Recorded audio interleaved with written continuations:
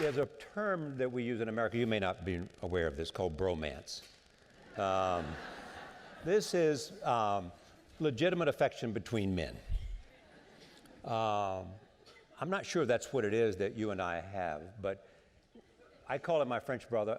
He calls me his American brother.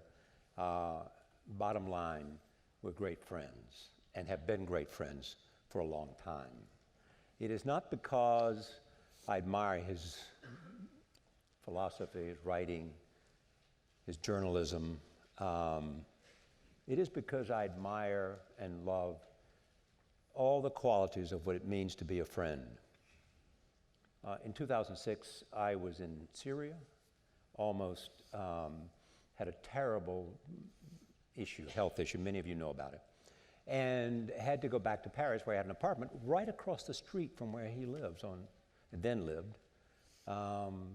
And I had to fly back and they wanted me to check in. He arranged for a doctor to see me on Friday night. I arrived around 6 o'clock. Finding a doctor, the top specialist in France, on Friday night at 8 o'clock is not easy. He did it for me. And the doctor gave me a 50-50 chance to survive, and I just celebrated my 75th birthday last week.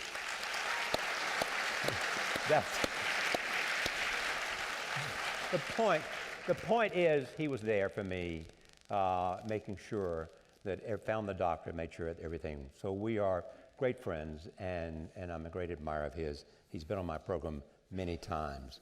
I just want to remind you, and we've mentioned some of these titles, because these are books that he has constantly tried to say to me, you have to write a book, you have to write, because writing is so central to who he is. He's now a filmmaker as well. But Sartre, the philosopher of the 20th century, Barbarism with a Human Face, which first made him really famous, Who Killed Daniel Pearl, Adventures on the Freedom Road, The French Intellectual in the 20th Century, War, Evil, and the End of History, Left in Dark Times, A Stand Against the New Barbarism, American Vertigo, Traveling America in the Footsteps of de Tocqueville, and then this, The Genius of Judaism. I have known his faith and known his sense of being a strong defender of Judaism, as well as its profound impact on him, as well as a sense of the outrage against anti-Semitism. So I began with you after that long-winded introduction to say, here's the book, The Genius of Judaism, Bernard-Henri Lévy. But the French title is not The Genius of Judaism, it's The Spirit of Judaism. Why did you change the title? It was an idea of Will Murphy, who is here somewhere, and Barbara Fillon, my publishers in Random House. They read the manuscript, and they saw that inside this book there was a long homage to Chateaubriand, the French writer Chateaubriand, who wrote in the beginning of the 19th century, A Genius of Christianity. And I mentioned this Genius of Christianity of Chateaubriand. I heard Tom Kaplan saying that I praise in this book the beauty and the wisdom of Judaism. Chateaubriand praised in Genius of Christianism the wisdom and the beauty of Christianity. And Will Murphy, here present, told me, Spirit of Judaism is a good title. I bought the book at Grasset under this title, but why don't you call your book The Genius of Judaism? I thought it was a good idea. It matched with the content of the book. It made me go from Hegel, Esprit du Judaisme, to Chateaubriand, which was not bad, and I decided to change. You call it the most meaningful thing you've ever done? Probably, yes. In terms of writing? Yes, in terms of writing, it is certainly the most achieved book I ever wrote. It is a book on which I worked since 20 years. I would not say secretly, but out of the noise, out of the rumor of my life. I was doing a lot of other things. I was battling. I was committing myself to some causes. I was shooting some movies. I went to Bosnia, to Mosul, and so on. During all this time, To Libya. to Libya, during all this time, I worked without saying, without commenting this book, since probably maybe more than 20 years. So in this sense, it is the most important book I committed in my life, because long breathe, long time, because center of sort of epicenter of all the rest which I did during these years, yes. It's an exploration of what? It's an exploration of what it means to be a Jew. What is the relationship between being a Jew and the rest of the humanity? Why being a Jew is not a question of identity, but a question of alterity. Why you are a Jew only if you have a certain sort of relationship with the otherness, with the rest of the world. It's an exploration of what it means to be a chosen people, this world which has been so misunderstood, which has generated so many stupidities. I try to go in the bottom of what it means to be, in Hebrew, a segula, a treasure people. What does mean the written Torah when it says that the Jewish people, this little tribe, gathered at the foot of the Sinai, is a chosen people? What does it mean? I try to go to that. So this is the exploration of this book. And in the center of the book, there is a meditation on the prophetic book with which I live since I am a teenager, the most mysterious prophetic book in the Bible, the most enigmatic, which is the book of Jonas. Right. At the center of this, there is a commentary on the 42 verses of the book of Jonah, this incredible story of a prophet to whom the order comes to go and save the worst place in the world, to go and save Nineveh, which is Mosul today, the city of Mosul, Right. in spite of the fact that it is the capital of the sin, the capital, the center of the world evil, and the most devoted enemy of the people of Israel. Why is Jonah ordered to go and speak to Mosul? This is also what I try to And what's the genius of Judaism? Is it the culture? Is it the religious? It is certainly not Being chosen? No, I think it is all of that probably, but what I called the genius of Judaism is certainly not a religion. There is so many religions. There is so many ways to believe. What is required to a Jew is not to believe. It is to study or to understand. When I try to reflect on, to be simple, what is the main difference between Christianity and Judaism? I know the Christian world. I was born in it. I read all the great French and American Christian writers. So what is the difference? The difference is that you may be a Christian and decide to bet on the existence of God. You may decide to jump, and that is great, that is beautiful, to jump in the emptiness, in the vertigo of the possible creed, and to hope to encounter the Almighty. This is impossible to a Jew. For a Jew, there is no jump, there is no bet, there is no blind belief.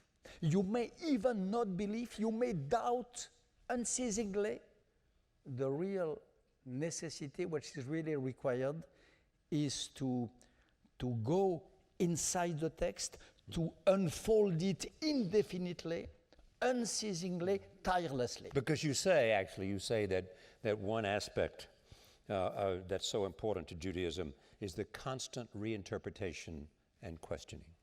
Absolutely. The constant, it's a way of considering the most sacred word not as a frozen one, not as a fixed one in one single meaning.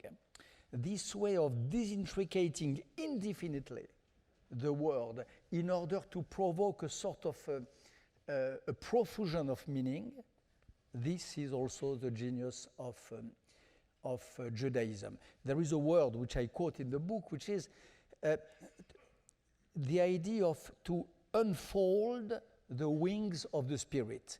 This is really the work of the Talmudic study. What do you do when you read a page of the Talmud? You see how the wings of the spirit, which are not frozen but stored, folded, they unfold themselves. And this work to unfold the wings of the spirit is properly the work of those who wrote the Talmud and the work of those who read the Talmud. You referenced Christianity. How about Islam? Islam is certainly for our generation, our generations, it's certainly the biggest question of today, the most burning issue we have to face, alas, certainly till the end of our life. And what we have to face is the war inside Islam between two Islams, between the enlightened Islam and the radical Islam. There is no more burning issue today than this one. But that's a battle within Islam. Battle within Islam, a clash of civilizations inside Islam, between two ways of Islam. Where are we on this? The evidence is that, alas, the war is far from being won by the moderate, by the democratic, by the human rights fighters inside Islam. And we were speaking about the Talmud just a minute ago. There is a moment of the book where I say that what would be great, what crossed the mind of the biggest scholars, academics, and clerics of Islam throughout the centuries would be to have a sort of Talmud. If there was, and this was what crossed the mind of Avicenne, of other great scholars, also, and mostly in the Shia tradition, to have a tradition of interpretation, of dissection, of defreezing of the word. The real illness of Islam is to consider the word as something which is said once and forever, which cannot be changed, which cannot be interpreted, which cannot be adapted to modern times, and so on. See Salman Rushdie. He paid nearly his life for having formed the hypothesis that a verse of the Quran could be interpreted infinitely. So what Islam needs in order to see this battle won by the modernists, by the Democrats and so on, is a sort of Muslim Talmud. Not the Talmud of the Jews, of course, but this sort of work of interpretation is probably what is missing, what will probably come, because there is a lot I met in my life and in my recent life, many great minds in the Muslim world who believe that, who believe that this should be and will be the exit, the solution. Where does Israel fit into your sense of Judaism? Israel, in my life, is absolutely crucial. I am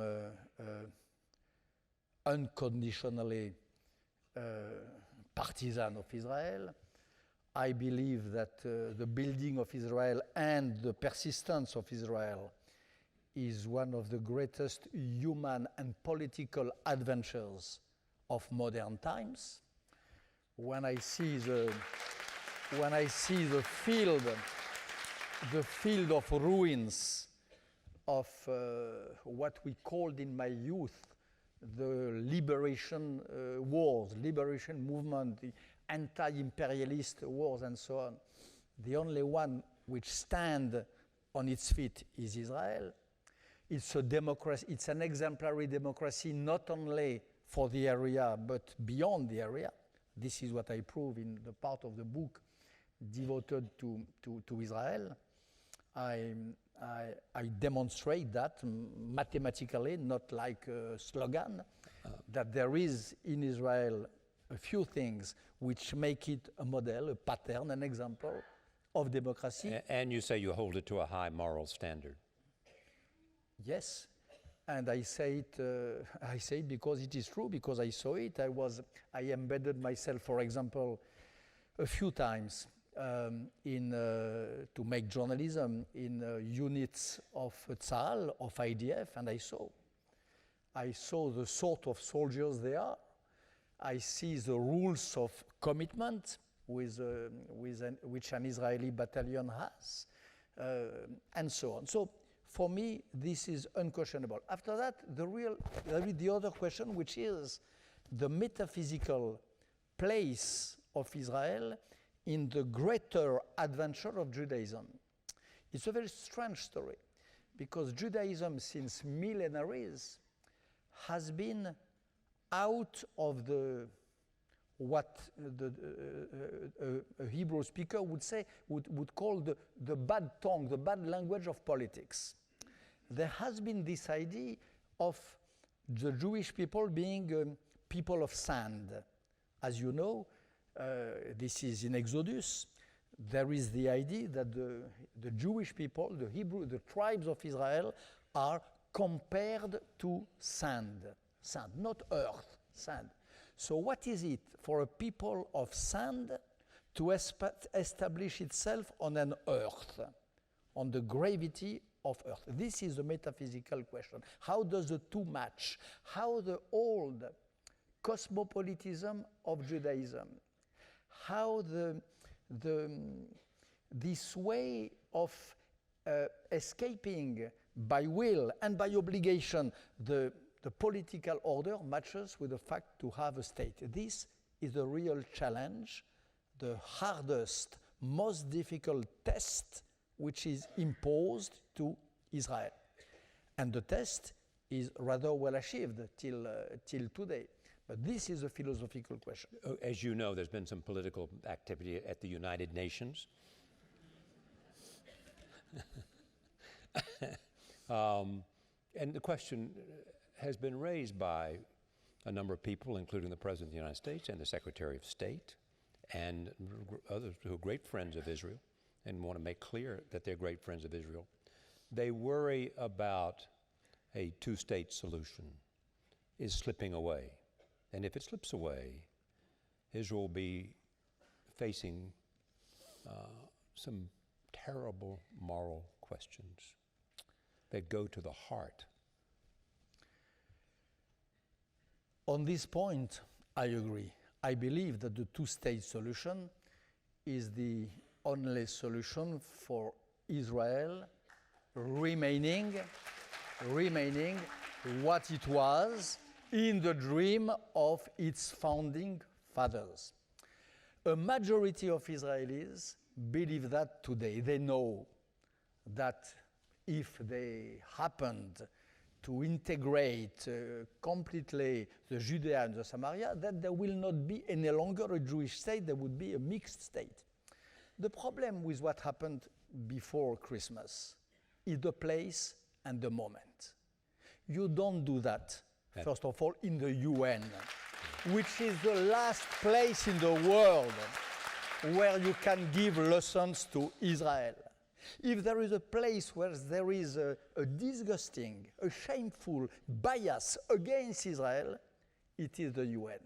And not only Israel, a few weeks after, a few weeks after the Aleppo disaster, a few weeks after this dark night, where the same 14 hands who were raised in order to condemn little Israel were not able to raise the same hands in order to condemn Bashar al-Assad and Putin.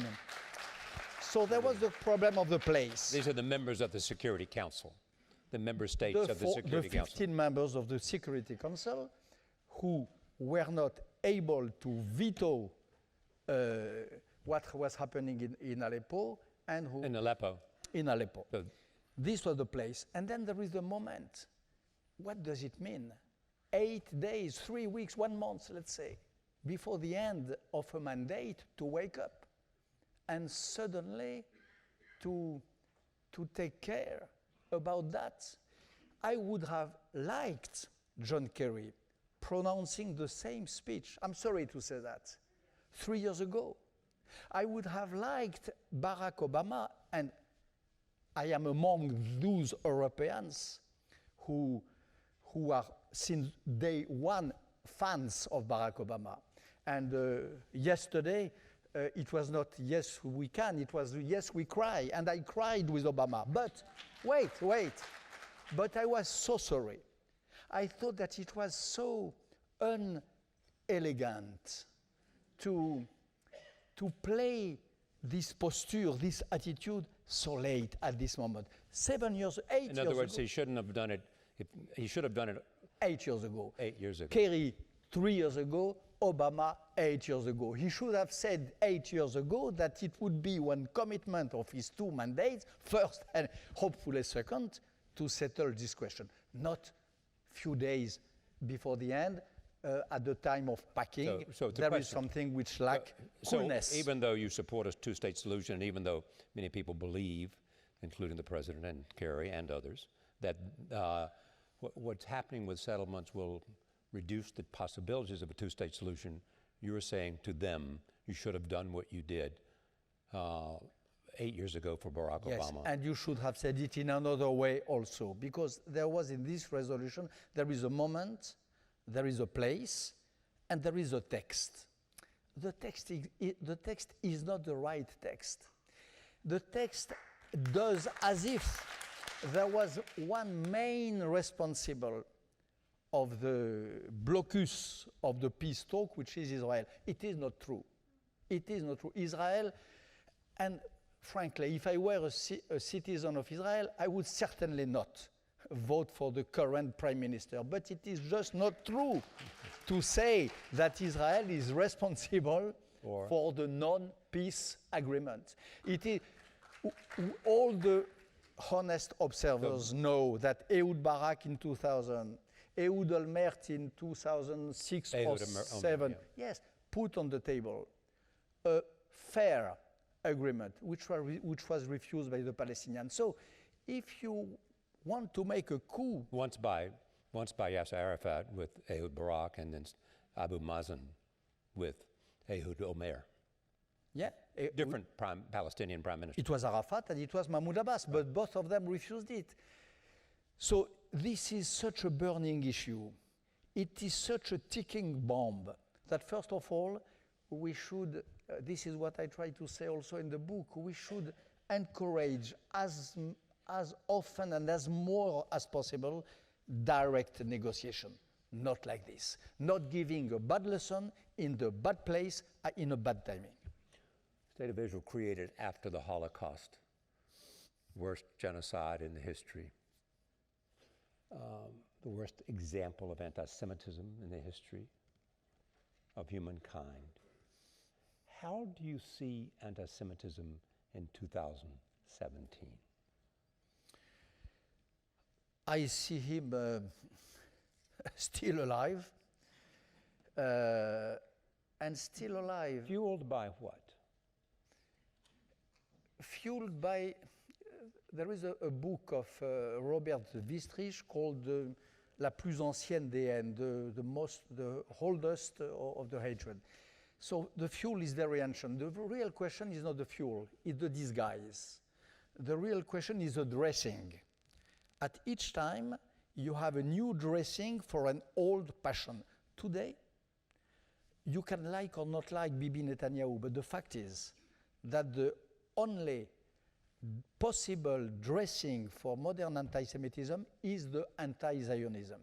The real question of anti-Semitism is how to express itself in order to increase the pool of its recruiters, of its members. There was a time where the good motto, the good slogan was to say the Jews are a bad race which are bringing impurity in the good races. You had a time when the Europe was Christian, when the good word was to say ugly Jews, they killed the Christ, and so on. Today, the best way to be anti-Semite, yes, the best way to put it in acceptable words is to be anti-Zionist. This is the mere wording of the new anti-Semitism. The expression of the new anti-Semitism is anti-Zionist. The only possible expression of it, if it wants the anti-Semitism. The denial of Israel.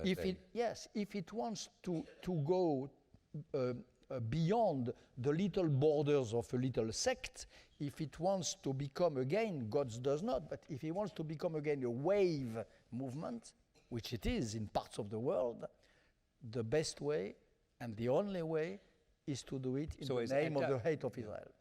And therefore, do you believe if anti-Zionism is a force, is anti-Semitism in disguise, do you believe it's on the rise? Anti-Zionism is on the rise. It is on the rise. And therefore anti-Semitism is on the rise. And not only in Europe. And why do you think that is? Not only in Europe, also in America. This is one of the theses of the book. One of the theses? Thesis of the book, yes. One of the propositions of the book. Sorry, but you should be accustomed to my broken and terrible English with the time. One of the theses of the book. Try to help as much as I can. Is that there is also rising anti-Semitism in America. I take one example to which I devote a few pages, which is the BDS campaign, which is for me an example of mere anti-Semitism. If you go to Seattle, to San Francisco, and to Vancouver in Canada, you see some assault sections of young anti-Semites hunting vessels because they have an Israeli flag, and they do that in a properly disgusting way. And this is more vivid, more vibrant, probably in America than in France. So this wave of anti-Semitism, expressing itself through the dressing of anti-Zionism, is a world movement. It is a world religion, a way of being together, which goes over the borders. Yes. So what's the best way to combat anti-Semitism? The best way to combat anti-Semitism is, there is only one way. There is two ways. Number one, to explain, and number two, to oppose. Explain, it means, for example, to say, as I try to do, I tell in the book the story of a meeting I had in front of a big audience, nearly as big as today, in San Francisco with people of BDS. I tried to explain to them, and maybe a few of them were shaken, that the BDS promoters did not want peace, but want war. Did not want a two-state solution, but wanted a one-state solution. And I tried to explain them, because this is fact, that when you look for the history of the idea of the boycott of Israel, the genealogy of the BDS campaign, you very soon arrive, when you go in the time, to the end of the 40s and to some people really disgusting who are former Nazis, escaping Germany, taking shelter in some Arab countries, and they're inventing, putting the first seeds of what becomes today the BDS. So you can do that. You can try to explain. And if there is, and there is among them some goodwill persons, you can shake on them. And the other thing which can be done is to hold firm, to resist. This is one thing which I've been told by my Jewish American friends since long. In France, being a Jew meant for so long being in the shadow. In America, there was a Jewish pride since decades, when I was a teenager. And this, having a Jewish pride, affirming the Jewish values, opposing to the wave of anti-Semitism, a levee, a wall of resistance, this is another way to resist. It's a more pessimistic way. It means that you will not eradicate anti-Semitism, but that you can at least oppose it and contain it. So explanation, containment, these are, on my point of view, the two ways. You are an admirer of observant Jews in the book. Are you an observant Jew? No. I'm not an observant Jew, and I'm not exactly an admirer. No, not exactly. What I say at the moment of the book is that I am a little fed up with the cliché, the lazy cliché, as all the cliché, of the observant Jew being an obscurantist, a fanatic, and so on. I think it's unfair, and that very often, if a fanatic and a dogmatic is someone who believes, as I said at the beginning of our conversation, in a frozen letter said once and forever, an observant Jew is generally the contrary. He is somebody, an observant Jew, who spends all his life, his nights and his days, all the forces of his spirit and sometimes of his body, in order to unfold the wings of the letter and of the word. This is not fanatism, this is not dogmatism, this is not obscurantism. So I try to give back a little, as far as I can, justice to these men in black, whom I know for some of them. I had one friend especially who wore my name, Bernard-Henri Lévy, who was one of these so-called Orthodox Jews. He was the opposite of an Orthodox. Yeah. He did not believe in an orthodoxa, which means in an opinion right. He was killing himself, and he killed himself in order to break all the orthodoxies, in order to refuse the idea of a right ortho opinion doxa. So I tried to fight against this bad portrait. I want to talk about many things. This book, The Genius of Judaism, is in a sense what we have been talking about. It is a passionate, personal argument, case for what Judaism has meant to him and why it's been such a part of his life and the core of his life. The man that I know has also been someone who was at Sarajevo, who was in Libya, who in the most recent days has been in Mosul. What is it about you that makes you believe that you have to go to every place on the planet? Is the question long enough yet? In order to be engaged where there is a battle for freedom, a conflict for human rights, seemingly good versus evil. Why do you feel like you have to be there? Because I believe in freedom and human rights. Because I believe... But do you believe you can make a difference? Do you believe you have to be witness? When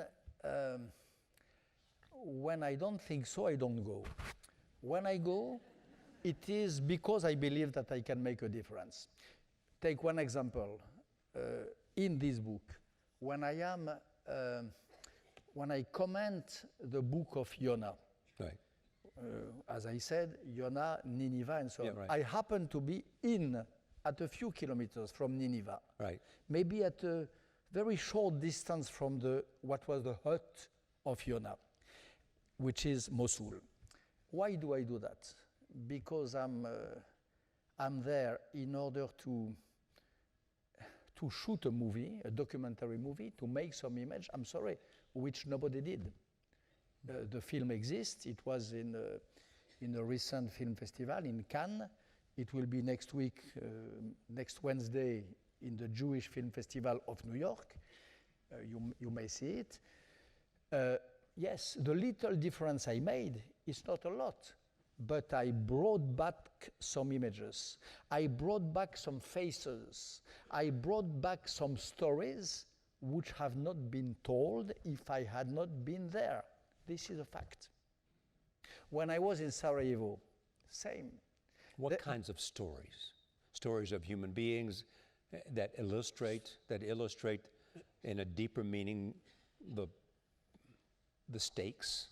No, which illustrate the nobility of mankind sometimes, which illustrates the possibility which exists in any man to be grand, to be higher than himself, and to any little man to be like a Kurd, like me, like you. We are all little men, and sometimes in little man as we are, there is a moment where we become a little higher than ourselves.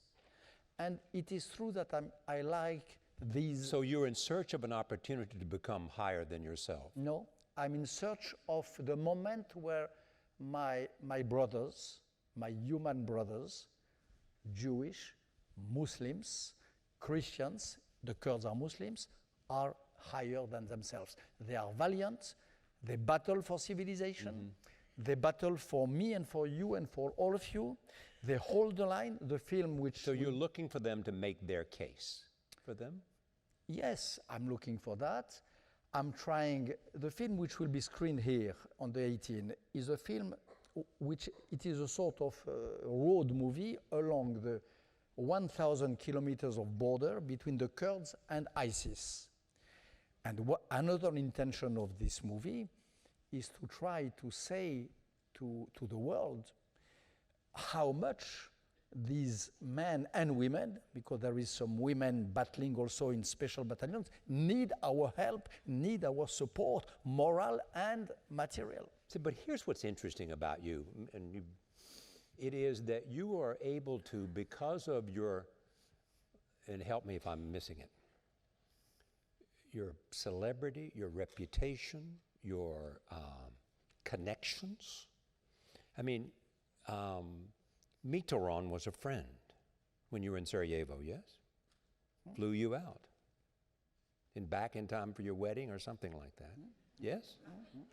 True. Okay. You failed to get to Italy, to Egypt in time for the Tahrir Square where I was. But you got to Libya right away. You knew that the Arab Spring was spreading. You went to Libya. And then all of a sudden, you were in touch with some of the leaders. This was before Benghazi.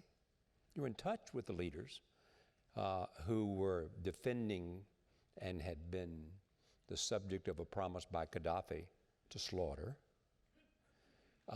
Yet only you could get on your plane and go back to Paris and rally the president of France, then Sarkozy, by telling him that blood would be on the French flag if he didn't do something. Yes. Now, this was rather easy. I don't know anybody else does that. Okay. But there is something else which few people did and which was even more difficult. And this was not on my plane. It was on a very bad boat from Malta to besiege. Yeah, I know the story, but tell me. To besiege Misrata. It took 20 hours of a very heavy navigation in order to take some commanders out of Misrata Misrata, yeah. They came out of Misrata. And to bring them back to Paris. So no, it's not only calling a president friend. What I try to do is to be consistent with myself, to go to the end of my duty. But if it's power that you have, it's power you want to use. If you have a power and if you don't want to use it for the best, so who are you? You are a coward, a lazy guy. Let's say I have a power. Yeah. I try to use it for the best, yes. So look at Libya today. What happened? And was it in the end the smart thing to do to destroy, to topple Gaddafi without having something to fill the space? It would have been better to have something to fill the space. But if you look at Libya today, and if you look also at Syria today, that is one of the points I do here. Look at Libya, look at Syria. I would prefer to be a Libyan than a Syrian. Syria, 400,000 people killed. Right. Half of the country emptied of itself. Daesh was, till a few weeks ago, occupying half of the country. Libya, it's not well. They're on the run but now. It's not that. And in Libya, it is the Libyans themselves who kicked out of the country, who battled Daesh. It is not the coalition. It was not our soldiers, our boots on the ground. It is themselves. So to have fought, as I did, for a people who a few years after is able to fight directly and to defeat Daesh, that's not so bad. For somebody who, like me, does not You mean for the Libyans? For the Libyans. I don't believe in perfect solutions.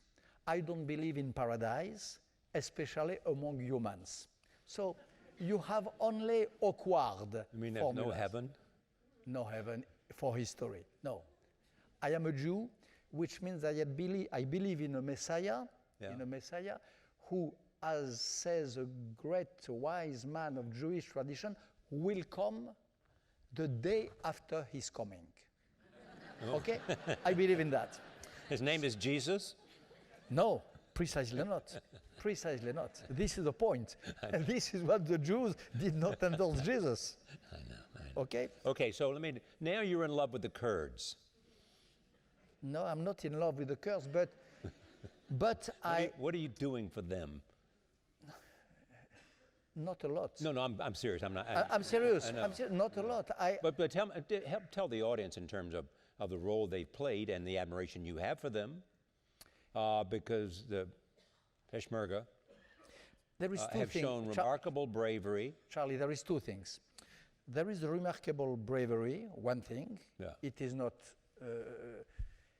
is not so frequent to be brave in front of Daesh. Right. I don't know so many other soldiers who dare, some American special forces, French special forces, but scarce, and the Kurdish battalions. So this is number one. The other thing is that we were saying before about Islam that the battle was between moderate and radical. Right. The very embodiment of this moderate Islam today are the Kurds. They protect the minorities. They practice an equality of genders with women. You have, as I said, women battalions. You have such a pride in the Kurds when they can show you a trace of Jewish presence. In my film, Peshmerga, there is a moment where a high commander of the Kurdish army introduced me to a commander who is called Barzani, like the president, like the prime minister. Barzani. Right. It's a big tribe, and he's a Jew. And the fact of having a Jewish Barzani, of having a Jewish commander in this Muslim country is not a thing which they hide as a shame. It is the thing which they praise as a glory. I don't know so many countries in the Middle East when they praise as a big glory to have a Jewish commander. So that is one of the reasons why I'm not in love, but why I support the Kurds and admire them. I meant admiration. Put up the house lights. Let's have some questions from the audience if you have any. Can we raise the lights, please, please, please? Ah, very good. I've got some cards here, but I don't like cards as much as I admire. I want to recognize people. But I will take these. I asked him basically the questions that were submitted by some of you, and I'll read those. But think about what you want to ask, and raise your hand, and I'll call on you as much as I can in the time remaining. I know you want to say hello to him when you go get your book. Has the genius of Judaism changed over time? Good question. It changes every day. Yeah. The proper of the genius of Judaism is that it is not stuck in a form and that it moves constantly. Every rabbi, every wise man of the Jewish tradition makes an addition. And every drop of ink, yes, yeah. of a rabbi of the Talmud is like an infinite meaning added to the world. Yes, so it changes every day. All the time. Here's another question. I mean, you said Islam is at war with itself. Question, is there the same kind of divide in Judaism today? In terms of looking at the kinds of questions we were talking about? I don't think so. In terms of political questions within Israel, in terms of settlements or not, in terms of negotiations or not, in terms of how much border to give, in terms of, you have in who Israel, settles in Jerusalem. Yeah. You have in Israel very hard, strong, difficult political discussions. You have some prime minister who are booed publicly, even sometimes put in jail. You have a Supreme Court who is absolutely independent. All this is politics and all this is democracy. Inside the war I was speaking of about Islam is something else. It is a war between life and death. It is a war between lovers of life and lovers of death. And it's a war between moderation and modernity too. Yeah, but I would say, I said that before, but I would say better life and death. When you see the Daesh people in Mosul, they are not only fanatic, they are not only not moderate, they embrace death. They dream for the world a destiny of death. This is a very special point. This is a sort of passion which existed a few times in the past. The last one was the Nazism, Hitler. There was an embracement of the death. There was a viva la muerte, hail to death. It is not so frequent. You don't have that in Israel. As harsh as can be the political struggle, it is not comparable to that. Who's the greatest prime minister of Israel that, in your judgment, that you've seen since Ben-Gurion? I saw Ben-Gurion. Alas, I'm old enough to have met Ben-Gurion, and I tell in the book my encounter with Ben-Gurion when he was retired in his little kibbutz, modest kibbutz, as a Jewish Cincinnati, going back to his charrue, and he was actually a great guy. The problem with Israel is that it's difficult to quote a name because Israelis and Jews in general are probably not so good with politics.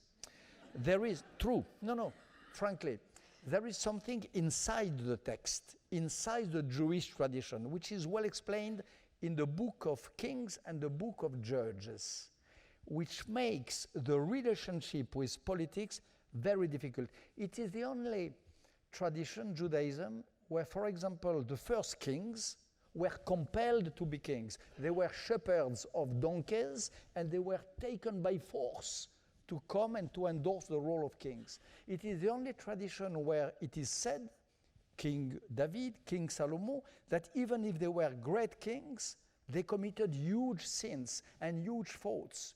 Very different from the Greek tradition, where the big generals have a perfect and pure helmet and so on. So there is, in the Jewish world, a sort of distrust, a sort of pessimism regarding politics, and this creates a sort of uneasiness with it.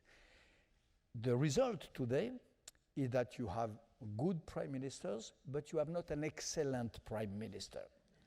It is the curse, maybe, of it is the curse of Israel. And the chance, because a country where you don't have great politics, it means that politics is not the last word of the destiny.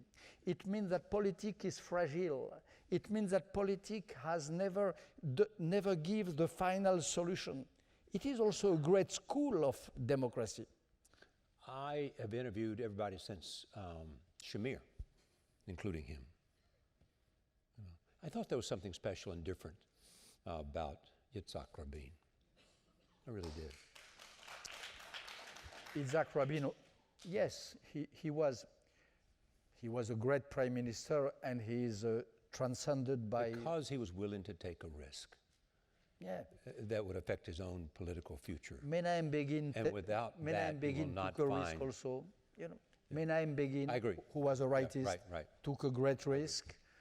Even Ariel Sharon, who was not my friend, took a great risk when he went out of Gaza. It's complicated. But the status of politics inside the Jewish people is a very long story which deserves a few pages. All right, I saw somebody, I'm going to try to choose you as I saw. I'll get to you, but I didn't see you first. All right, go ahead. Let me just say three things about this. Number one, we don't want a statement. We don't want a sermon. We want it to be short. We want it to be precise, and I will repeat your question. Sure. Okay. Thank you, and I just want to say, Anthony, it's a real pleasure to hear both of you, and you both made the conversation really great. As a recently graduated student who's begun working, I often saw the BDS campaign firsthand, was often involved in many types of these campaigns, and today, with a lot of the recent election discourse you hear... All right. Go ahead. They want the question. Yeah, I'll get to it. Sorry, I'm just trying to paraphrase it. You hear a lot about kind of discussion of the threat as coming down to like right versus left. And, I'm just interested in hearing your thoughts on how you think about, a lot of what people distill these days as what maybe is trivializing this threat of anti-Semitism. Okay, you heard the question? I heard, but I'm not sure to have understood everything. I'm sorry. All right. Well, I'm not either. So, I think... If you didn't, No, all right, well, I'll come back. Yes, sir, right behind you. I'll come back to that. I'm sorry. I'd like to ask a question. Can you comment on the rise of autocratic populism throughout the world? Very, the anti-Semitism that very good question. Comment on, because you're in Europe, comment on the rise of populism and the anti-Semitism in some cases that's part of it. I'm from Europe, and I'm in the States. And what happened a few weeks ago is not far from populism also. Yeah, in other words, what happened in our election was not unlike what's happening in Europe, you think? No, I think it is not unlike. I think that there is... Similar. Between what you are quoting, I don't know, Hungary, Orban, Berlusconi, Le Pen, okay, you think Le and Pen? Trump, it is not unfamiliar. Yeah. So, and how do you see Trump?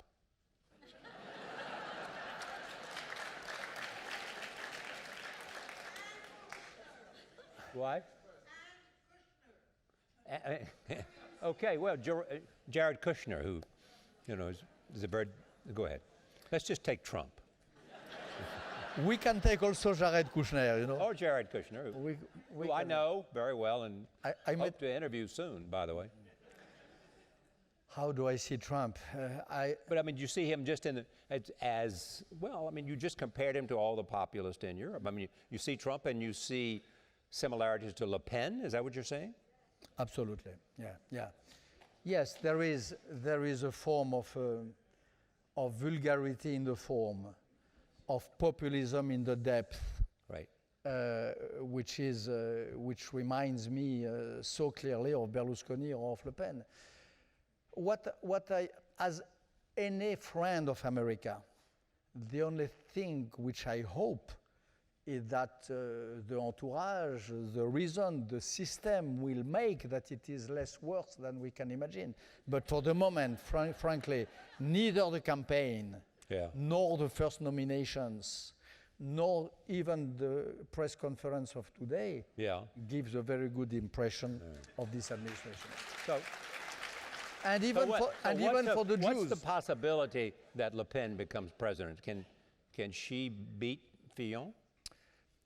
If Trump has been able to become a president, everything is possible. Everything is possible. Yes, sir. Genius of Judaism, what is your concept of God, and is God big enough for all religions? Is Yeah. God big enough? For all religions. What is your concept of God, and is God big enough for all religions? Yes? Okay. The concept of God, which I tried to develop here, I said a few words before. In the Jewish tradition to which I belong, the tradition of Gaon of Vilnius, of Haim of Volozhin, of Levinas today, of Rosenzweig, God is less an object of belief than an object of study. God is the name which comes in the main book of Maimonides long way after the word of truth and the research of truth. In the Judaism as I conceive it, the Gaon of Vilnius said, there is one famous quote of him which I try to develop, which is, between a lazy man who does not study and who believes deeply on one side, and a real student devoted to the text, working every day in his yeshiva and having doubts about the existence of God, the Gaon of Vilnius said that he prefers the second one. He prefers the latter. Right. He prefers the worker who doubts than the lazy who believes. Okay, your answer's going to have to be a bit shorter. Yes, right there, sir. Go ahead, I'll tell you. And then we're going to get to the back to, I want to have an equal division between men and women, young and old, and every other diversity. Given your acknowledgement of the increase of anti-Semitism, what single act could the French government do to more effectively deal with that increase? What single act could the French government do to deal with the increase in anti-Semitism? They do it. Law. In France, we don't have First Amendment. We have the possibility by law to forbid the anti-Semitic outcomes. Okay. And this is what is done. And it's the best thing which a government can do. All right, I promise. Yes, but here?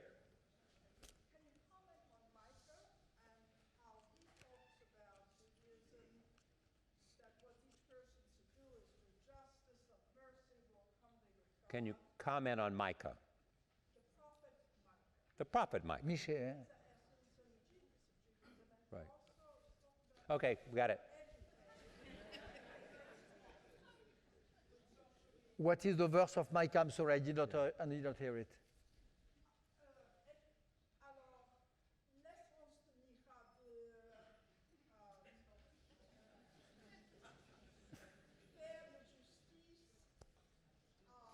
Okay.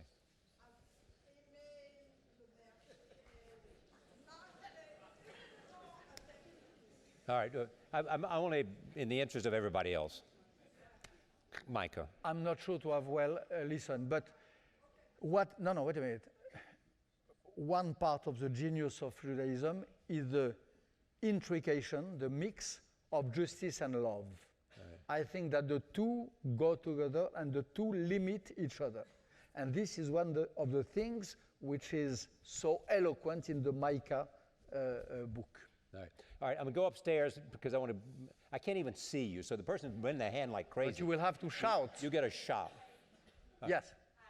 Hi. Is it possible to be anti-Zionist without being anti-Semitic? Can you be anti-Zionist without being anti-Semitic? It is impossible to be anti-Semite without being anti-Zionist.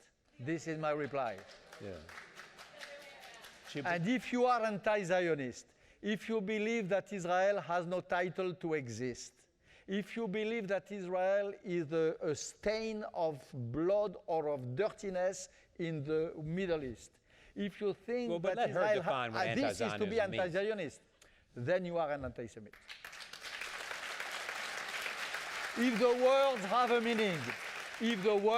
a meaning, to be anti-Zionist means that. After that, you may be a liberal Zionist, you may be a radical Zionist, you may be a Zionist who believes in a grand Israel, you may be a Zionist who believes in the first stemming Israel, but if you are anti-Zionist, it means that you wish for another huge disaster for the Jewish people.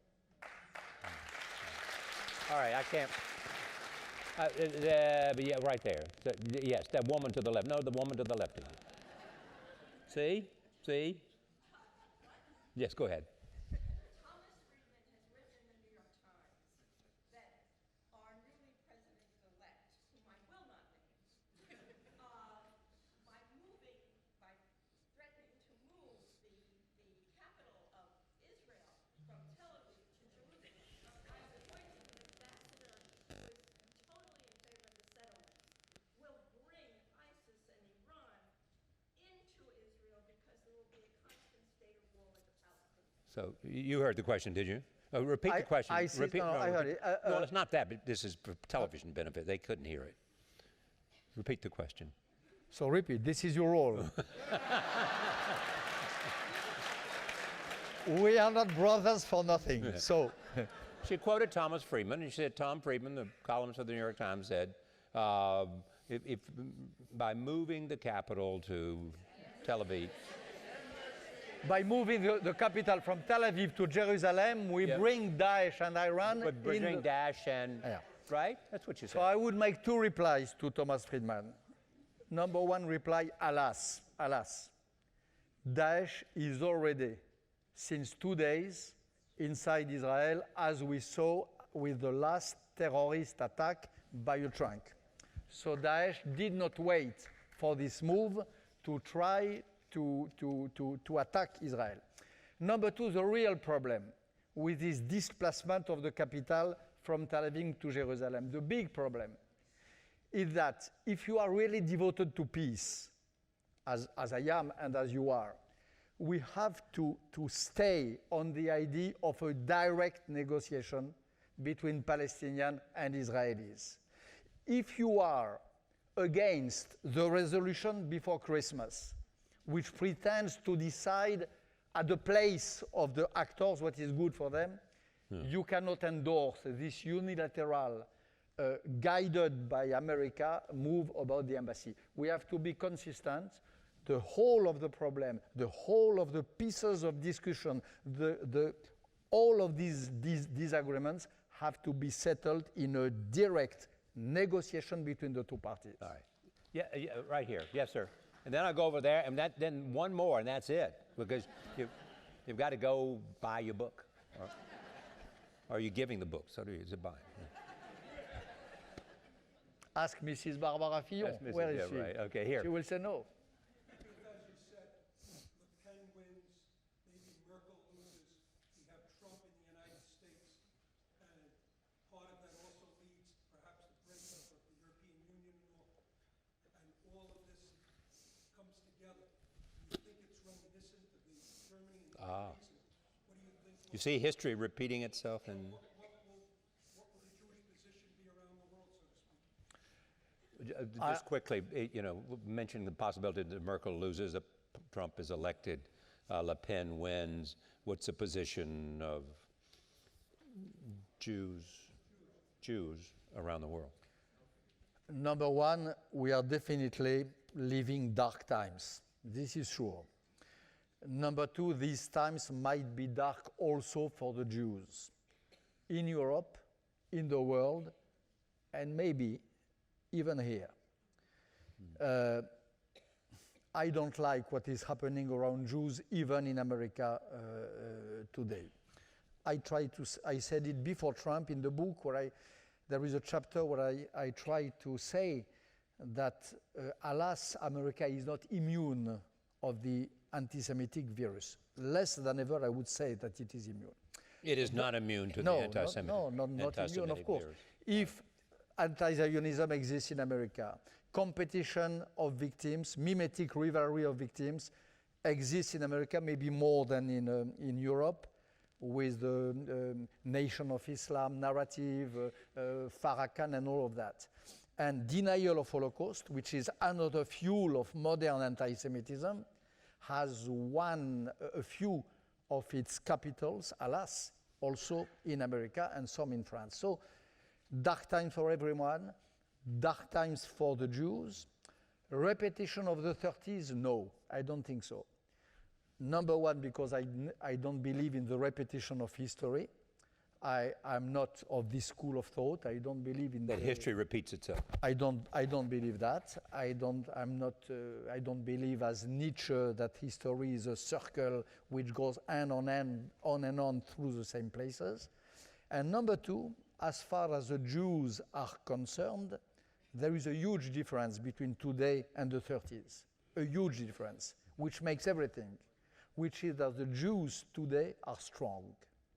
Not strong by a stupid force, by a stupid strength, not strong because they have a strong lobby, strong because they are proud, strong because they study, strong because they inhabit their own values. This is very clear in France and in Europe, and it is clear also in America. And this is the best form of resistance against dark times.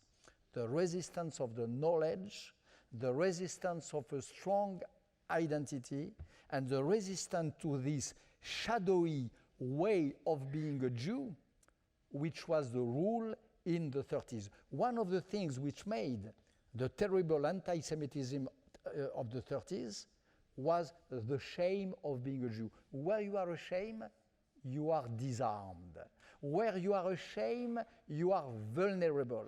And this is a tragic story which happened to the generation of my fathers and grandfather. They did not even see the danger coming. Today, if the danger comes, and it is coming, we see it.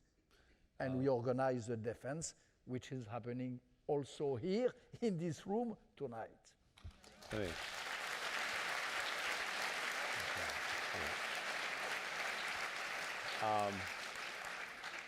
First of all, it's a packed house, and we thank you for coming.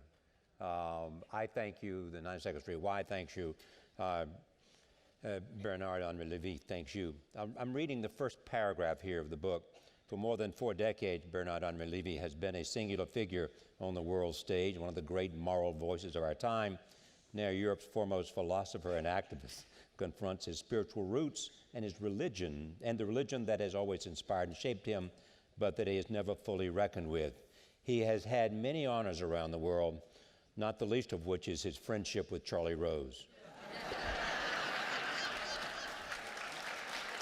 Thank you for coming.